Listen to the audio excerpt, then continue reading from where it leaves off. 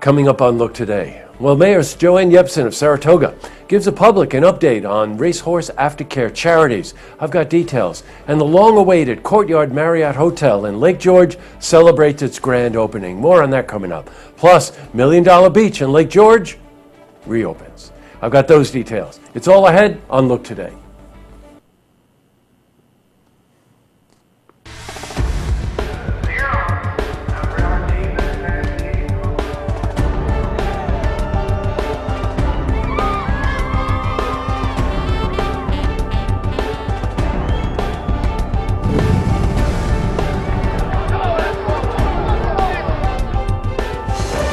Welcome everyone, I'm Jay Hood Jackson and this is Look Today. Tonight's program, I sit down with Catherine Mitchell. She's a maternal and child health director for the March of Dimes, and we're joined by Jennifer Ryan. She's a manager of the Infection and Control Program for St. Peter's Hospital in Albany. And they're here to talk about the Zika virus. You want to hear this. Plus, I also sit down with William Otto. He's a development director for the Charles R. Wood Theater in Glens Falls. And he's here to talk about Neighborhood Capital Fund and the gala that's happening in October. Plus, we have your weather for the Tri-North counties, but first, these headline stories. Well, in our lead story, in 2015, the city of Saratoga Springs pledged to increase awareness for racehorse aftercare programs. Well, today, Mayor Joanne Yepsen gave the public an update on the achievements of various charitable groups that specialize in caring for retired racehorses. Now, the conference took place at the Fasig-Tipton in Saratoga.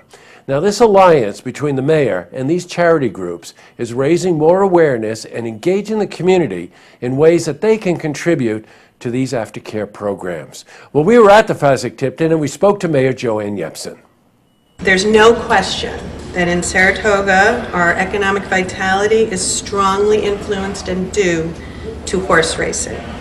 Saratoga Springs is proud to be a racing community and grateful to the thoroughbreds and the standardbreds that enhance our quality of life.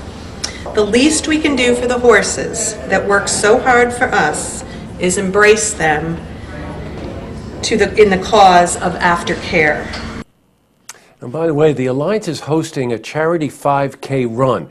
It's called the Run for the Horses, and it's going to be on Saturday, September 3rd at the Spa State Park. Well, we spoke to Joseph Battaglia. Now, he's the president of Heading for Home. That's one of the charities for thoroughbred racehorses. We try to make this an overall fun event, not just a run. There will be retired racehorses on hand for meet and greet. We're expanding some of it, more vendor services this year at this year's event. And it's supposed to be, as of right now, a great day. So hopefully, if you haven't signed up already, please come out and support us and have a fun morning at the Saratoga State Park with us. By the way, we were at Heading for Home today shooting an episode of Her Look. And it's just an amazing place with an amazing spirit. Switching from news to weather. Today saw clear skies with plenty of sunshine. How's the rest of the week shaping up? Well, for a more detailed look at our weather, we're going to head to the Glens Falls Weather Center for a look at your first forecast.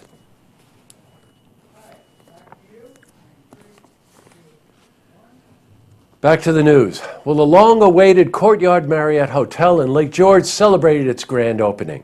Hundreds of people gathered to celebrate the opening of the 6-story, 119-room hotel. $26 million project took about 5 years to complete.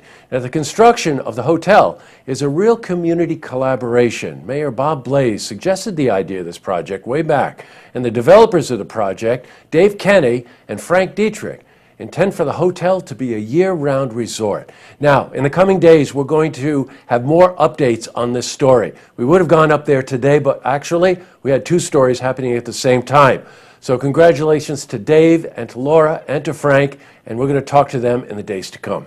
In other news, the DEC has announced that $1 Million Beach in Lake George has reopened, and not just for birds. Water tests show that levels of bacteria have decreased and dropped to acceptable levels. The DEC is still conducting research into why there was a spike in the levels of chloroform E. coli. Now, this kind of bacteria is normally caused by fecal matter, most likely from those birds, those animals, but possibly from humans as well. Now, there was some confusion surrounding this issue.